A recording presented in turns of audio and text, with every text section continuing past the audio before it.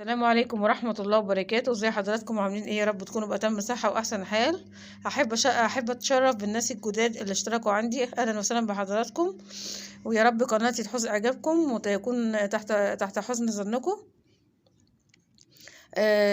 النهاردة عندنا هنحضر الغدا مع بعض، عبارة عن كفتة بالبقدونس ومكرونة. النهاردة جبت نص كيلو لحمة مفرومة، وبشرت بصل زي ما انتم شايفين كده بالمبشرة عادي جدا، وحطيت بقدونس وملح وفلفل، وهبتدي هقلب. طبعا انا بعمل الاكلة من اولها اهي عشان تشوفوا بقى الطريقة. هنقلب بقى البصل الميكس ده مع البقدونس مع الملح مع الفلفل. على فكرة البقدونس غير انه بترشرش تحت الكفتة ولما تتقدم بيبقى افيد لما تحطيه جواها وانتي بتعمليها كفتة. اوكي، وعملت بصل ومية البصل، يعني حطيت مية البصل بعد ما بشرته، والبصل نفسه كمان بيدوا تيست عالي قوي للأكلة للكفتة بالبقدونس. هنقلب البصل بالبقدونس بمية البصل بالملح بالفلفل.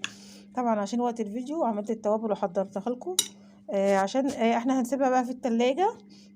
يعني انت هتحطي البصل واللحمة المفرومة ومية البصل والبقدونس والملح والفلفل، وتقلبي ده كله كده زي ما احنا شايفين، وتحطي المكونات دي كلها في التلاجة لحد ميعاد الغدا. اوكي، هروح اسيبها تتبل لحد ميعاد الغدا. كل ما تسيبي اي حاجة متبلة فترة طويلة كل ما يبقى طعمها احلى واجمل.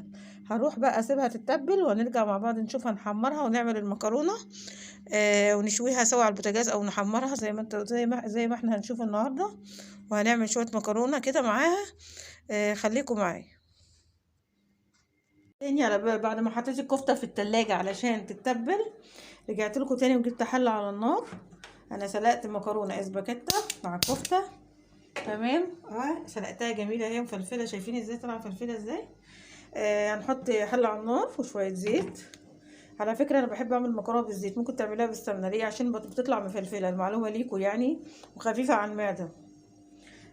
فبحط شويه زيت صغيرين يعني مش بكتر. وبعدين بحط بقى ايه، بنزل بالصلصه كده زي ما انتم شايفين. مكرونه عاديه خالص جدا. قلت على بال ما تتبل علق على الصلصه وغطي عليها واسلق المكرونه. ارجع لكم بقى تاني ساعه ما الكفته تتبل عشان نشوف احلى كفته ان شاء الله النهارده بالبقدونس بطريقه نرمو. خليكم معايا. الكفته رجعت لكم. طبعا انا سبت الصلصه تتسبك اهي، اتسبكت تمام. المكرونه مسلوقه معايا. وعملت طبق برضو سلطه رانشات كده. وعلقت بقى على النار ومعايا معلقه سمنه صغيره.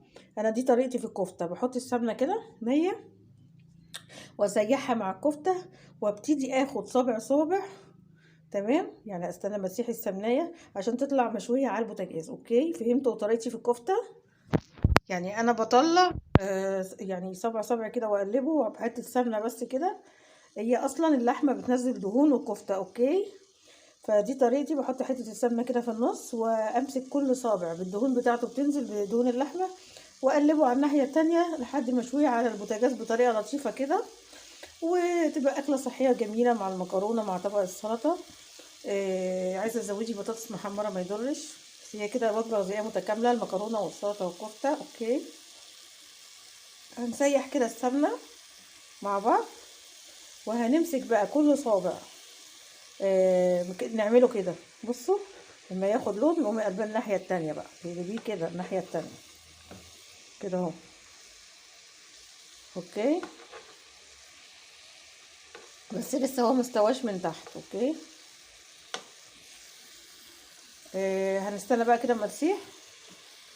لازم السمنه تسيح كده حته سمنيه بحيث ان الطاسه كلها اللحمه تنزل الدهون. ناخد واحد واحد ونقلبه على الناحيه التانية عشان تشوفوا احلى كفته مشويه. ولو عايزه تحطي حته فحمه انا ما عنديش، بس لو عايزه تحطي يديها طعم تيست عالي قوي جميل، بس لو كانش عندي صراحه. طبعا انا بقى هروح اقلبها واسويها، وما تخلص سوا هوريكم احلى كفته مشويه على البوتاجاز بطريقه نرمو. خليكم معايا لكم تاني بعد ما قلبتها على الوش التاني زي ما انتم شايفين كده. طبعا ما بدأت تاخد سوا من تحت كده صدمة، قلبتها على الناحية التانية. اوكي، وطبعا مستنية بقى طبعا تاخد اللون الجميل اللي انا عايزاه. قللت حته السمنه عشان تطلع مشويه من فوق على البوتاجاز ويبقى شكلها لطيف. ونقدم تحتها ان شاء الله البقدونس مع بعض والمكرونه في الوجبه الجميله. خليكم معايا. رجعت لكم بعد ما شويت الكفته اهي، جميله جميله جميله ازاي على البوتاجاز، ولا دخلتها شوايه ولا اي حاجه، بس طبعا هنقدمها في الاخر. رجعت هنا للمكرونه تاني بقى بتاعتي، عايزه اقلبها معاكم. المكرونه سباكيتا الشهيه اللي انا عملتها، شفتوا بقى جميله ازاي ومفلفله. هنفضل بقى نقلب كده مع بعض عشان نغرف مع بعض الاكل الجميل بتاعنا، الوجبه الغذائيه المتكامله اللي ما خدتش اي وقت ولا مجهود، بالعكس وجميله جدا وموفره واقتصاديه. طبعا هنفضل نقلب بقى كده المكرونه على الصلصه الجميله بتاعتنا. الصلصه تحت اهي، عايزه اطلعها كده على المكرونه زي ما انتم شايفين.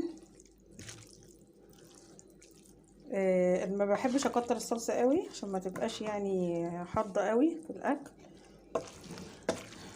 تمام، هي عايزه تقلبتين حلوين كده.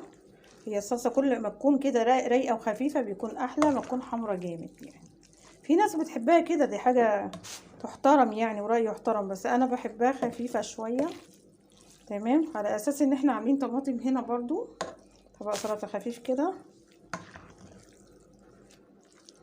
تمام، هنقلبها بقى كده. هي الصلصه اهي جميله اهي، بصوا بس في المعقول يعني، بتبقى كده لذيذه لما يكون الطماطم بتاعتها رايقه شويه ومش كتيره. انا ده بالنسبه لي انا. تمام، هروح بقى اكمل تسخينها وان شاء الله تشوفوا احلى مكرونه وكفته مشويه بطريقه نيرمو. خليكم معايا. الجمال والحلاوه، الجمال ده كفته مشويه على البوتاجاز، ما خدتش مني اي وقت ومجهود، روعه. وجملتها بالبقدونس كمان، من تحت فرشت بقدونس اهو زي ما انتم شايفين. المكرونه الاسباجيتي الخطيره المفلفله بين الواحده بوحدتها اهيت، والبقدونس الجميل عليها. وعملنا الشيبسي، وطبعا عاملين سلطه جوه في المطبخ. وجبه جميله وكفته مشويه رائعه رائعه رائعه. لو يا ريت الفيديو عجبكم ما تنسوش بعد اذن حضراتكم لايك والشير والسبسكرايب. واشوف حضراتكم في فيديو جديد من فيديوهات وصفات نيرمو 2. شكرا لكم والسلام عليكم ورحمه الله وبركاته.